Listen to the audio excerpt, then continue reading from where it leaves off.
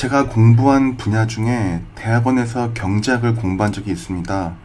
일반적으로 대학교에서 공부하는 경제학은 주식 투자에 큰 도움이 되지는 않는다고 생각합니다. 경제학을 전공해서 업으로 먹고 사는 분들이 아니라면 주식 투자를 위해 경제를 공부하는데 하루에 1시간 이상씩 할애하는 분들이 계시다면 그건 제 생각에 옳지 않다고 생각합니다. 경제 관련 서적이 되었든 경제 관련 유튜브 방송이나 팟캐스트가 되었든 뭐가 되었든 간에 투자에 도움이 되는 지식을 얻고자 하루에 1시간 이상을 이런 매체를 접하기 위해 할애한다면 그건 인생에서 주객 전도가 되었다고 생각합니다. 수많은 유튜브나 경제 서적에는 정보가 넘쳐나지만 실제로 이런 정보들이 투자에 큰 도움이 안 되는 경우가 많습니다. 다만 어떤 정보가 도움이 되는지 안 되는지 모르는 상태로 무분별하게 정보들을 습득하는 경우가 대부분입니다. 이번 영상에서는 그래서 기본적으로 알아야 할 투자 원칙들을 설명드리겠습니다. 아무쪼록 이 영상을 보시는 분들이 재테크 관련 유튜브나 서적들을 보시는데 인생에 너무 많은 시간을 할애하지 마시고 가족들 또는 건강을 위해 시간을 더 할애하셨으면 하는 바람에 영상을 시작합니다. 첫 번째 메시지는 독보적인 위치에 있는 기업에 투자라는 겁니다. 경쟁자가 나오기 힘들거나 시장 점유율 측면에서 압도적으로 1등 위치에 있는 기업들을 투자하는 겁니다. 많은 사람들이 1등 기업들은 이미 시총도 굉장히 크기 때문에 투자해봐야 더 먹을 게 별로 없다고 생각하시고 시총이 작은 기업들의 주가가 크게 오르기를 희망하며 투자를 하시는 분들이 많이 계시지만 막상 투자해보면 아시다시피 1등 기업이 그렇게 덩치 큰 시가총액을 가진 기업의 주가가 더 많이 오르는 경우가 허다합니다. 나름 쉬운 메시지라고 생각하실지 모르겠지만 생각처럼 쉽지는 않은 토픽입니다. 예를 들어서 현재 전기차 섹터를 보면 전기차 메이커도 그렇고 2차 전지 메이커도 그렇고 아직은 독보적인 위치에 있는 기업은 없습니다. 물론 점유율 1위인 기업은 어디에서나 언제나 존재하지만 점유율 1위라는 것이 곧 독보적인 기업이라는 뜻은 아닙니다. 독보적인 기업이라 함은 경쟁자가 쉽게 등장하기 어려운 그런 사업을 하는 기업을 뜻합니다. 예를 들어서 하드웨어와 iOS 생태계를 구축하고 있는 애플의 현재 위치를 흔들 만한 기업은 등장하기 어렵고 아마존의 클라우드 사업 그리고 마이크로소프트의 소프트웨어와 클라우드 사업을 위협할 만한 기업은 당장 예상하기 힘듭니다. 검색 시장에서의 구글, 동영상 플랫폼 시장에서의 유튜브를 당장 위협할 만한 기업이 등장한다는 것도 예상하기 힘듭니다. 소셜 커머스는 페이스북이 그렇고 메모리 반도체의 삼성전자도 그렇습니다. 이렇게 현재 절대적인 시장 우위의 위치에서 사업을 하는 기업은 시장에 의해서 주가가 흔들릴 수는 있겠지만 기업 가치가 단기적으로 쉽게 흔들리기는 어려운 기업들입니다. 그 다음 내용은 진입 장벽이 낮은 기업들을 피해야 한다는 메시지입니다. 특히 시가총액은 높게 받지만 매출이 작은 기업들 같은 경우엔 대형 기업들이 시장을 순식간에 빼앗을 수도 있습니다. 과거에 제가 대학생 때만 해도 검색 엔진 하면 라이코스, 엠파스, 다음, 네이버, 구글, 네이트 그 외에도 여러 검색 엔진들이 있었습니다. 기술 진입 장벽이 낮았기 때문에 이런저런 잡다한 검색 엔진들이 춘추 전국시대로 난립하던 때였습니다. 스마트폰 역시 지금은 이름도 가물가물한 수많은 제조업체들이 국내외에 난립했었습니다. 스마트폰의 제조 기술 자체는 중국의 중소기업도 아이폰 짝퉁을 만들 만큼 하드웨어적으로는 기술 장벽이 높지 않기 때문입니다. 물론 소프트웨어는 쉽지 않겠지만 말입니다. 이런 식으로 어떤 기업이 하고 있는 사업이 기술적으로나 자금적으로 진입 장벽이 낮다면, 즉 개나소나 마음만 먹으면 시작할 수 있는 그런 사업이라면 이런 사업은 사업 영속성 면에 있어서 위험할 수가 있습니다. 또한 아주 독보적 기술력이 없는 기업들은 사업이 지속되기 힘든 경우가 많습니다. 예를 들어서 해양 플랜트나 초대형 벌크선이 아닌 이런저런 잡다한 배들을 건조하는 한국이나 싱가포르, 전 세계의 중소형 조선소들은 모두 다 정리되는 것도 하나의 사례이겠습니다. 아무나 쉽게 할 수 있는 사업은 쉽게 정리당할 수 있는 것입니다. 이런 논리로 기술 진보를 게을리한 블랙베리도 예를 들 수 있고 페남 항공사 역시 마찬가지입니다. 이번 팬데믹을 계기로 세계의 수많은 중소 저가항공사들이 정리를 당했습니다. 라이센스와 몇몇 항공기의 리스를 받으면 비교적 엄청 큰 자본적 장벽이 없이 저가항공사 사업을 벌릴 수 있으므로 그만큼 대외 환경의 변화나 위기에 취약한 것입니다. 페이스북에 쉽게 정리당한 마이스페이스도 그렇고 구글에 정리당한 야후, 기술적 진보를 게을리한 코닥, 모토로라도 마찬가지입니다. 제가 재미삼아 끼워 넣은 교촌 F&B도 마찬가지입니다. 상장날에 주가만도 못한 주가를 보여주고 있는 교촌 같은 경우엔 저는 태어나서 한 번 정도 먹어본 것 같은데, 물론 맛있고 매장 폐점률도 매우 낮다고는 하나 이런 프랜차이즈 사업의 진입장벽이 매우 낮고 한국이라는 시장에서의 시장 확장성에도 뚜렷한 한계가 있습니다.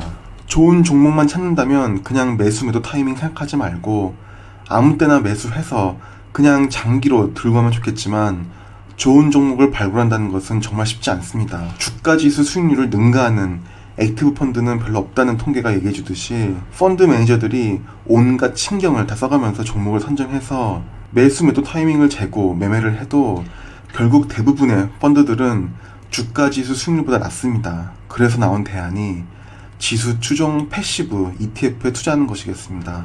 너무 뻔한 얘기라 더는 말씀 안 드리고 몇몇 예만 들어드리겠습니다. S&P 500 지수를 추종하는 스파이, 나스닥 대형기업 100개 종목을 담은 나스닥 100 지수를 추종하는 QQQ, 미국 기업 3,800여 개의 전체 종목들에 몽땅 투자하는 VTI ETF, 뱅가드 US 토탈 스탁 마켓, 그리고 러셀 2000 지수에 투자하는 뱅가드 VTWO ETF, 그리고 거래소와 코스닥의 초우량 기업 30개 기업에 투자하는 K탑 30 ETF, 그리고 고배당 종목들에 투자하는 VYM ETF, 미국 외 지역에 투자하는 EFA ETF, 그리고 IEMG ETF들이 있겠습니다.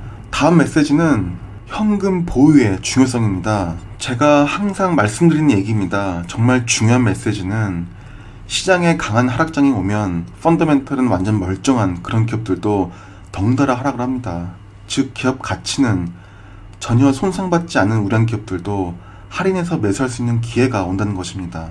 물론 하락장에 경제 위기에 기업 가치가 덩달아서 크게 손상되는 기업들도 있습니다. 주식의 주가의 하락은 기업 가치는 멀쩡한데 시장이 하락해서 덩달아 하락하는 하락도 있고 기업 가치 자체가 손상되어서 주가가 하락하는 하락이 있습니다.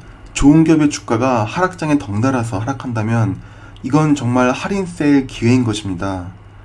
작년 코로나 팬데믹 대폭락장에 애플은 30% 하락, 알파벳도 30% 하락했습니다. 코로나 팬데믹과 별 상관이 없는 그런 성격의 사업을 하는 기업임에도 불구하고 말입니다. 그 외에 참조로 작년 대폭락장에 QQQ는 28% 하락, 스파이는 33% 하락, K탑 30 지수는 29% 하락, 삼성전자는 25% 하락했었습니다. 다음 메시지는 만기가 없는 돈으로 투자라는 것입니다. 예를 들어서 제가 작년에 주식으로 들고 있던 가치가 수억 원이었습니다. 하지만 부동산을 작년 말에 구매하기 위해 모든 주식을 다 빼서 현금을 썼습니다. 만약에 제가 주식 투자로 들어갔던 현금이 제게 당장 필요가 없는, 즉 만기가 없는 돈이었다면 아마 지금까지도 주식으로 들고 있었을 것입니다. 물론 현재 주식시장을 보면 일부 뺐을 것 같긴 합니다. 어쨌거나 만약 제가 주식을 작년에 전량 매도를 안 하고 계속 들고 있었다면 아마 최소 2, 3억 정도는 더 수익을 봤을지도 모릅니다. 주식은 만기가 없는 돈으로 해야 어떤 상황에서든 기회가 왔을 때 기회를 잡을 수 있습니다. 가장 안 좋은 상황이 비투를 하는 경우인데 하락장에서 주식을 할인으로 살 수 있는 좋은 기회에도 불구하고 반대 매매를 맞아서 저가 매수는커녕 강제 매도 당하는 상황이 생길 수도 있습니다. 주식은 만기가 없는 100% 여유자금으로 했을 때 더 좋은 성과를 냅니다. 올해 2월에 애플이 110불에서 120불을 왔다 갔다 했을 때 많은 분들이 매도를 하고 그랬지만 6개월이 지난 현재 어느새 애플은 150불의 주가를 쳐다보고 있습니다. 당장의 1등 기업은 시장이 어떻든 간에 결국 버티면 올라간다고 저는 생각합니다. 그 다음 얘기는 밈 주식입니다. 밈 주식은 저 역시 재미로 게임 머니로 종종 트레이딩합니다. 밈 주식이란 인터넷에서 입소문을 타 개인 투자자들의 눈길을 끄는 주식을 뜻합니다. 이런 주식은 보통 주가의 정상적인 밸류에이션 없이 유동성으로 주가가 움직이기 때문에 초고위험 투자 종목입니다. 정말로 엄청난 초고위험이기 때문에 매수 매도 타이밍에 적지 않은 운도 필요합니다. 주식 투자도 어떻게 보면 저는 취미 여가활동 정도의 역할도 한다고 생각하기 때문에 밈 주식을 마냥 멀리 하시라고 말씀드리긴 싫고, 어느 정도 하시되 즐길 정도로만 소액으로 이런저런 트레이딩을 하시라고 권해드립니다. 포트폴리오에 절대 큰 비중으로 투자를 하면 안 된다고 생각합니다.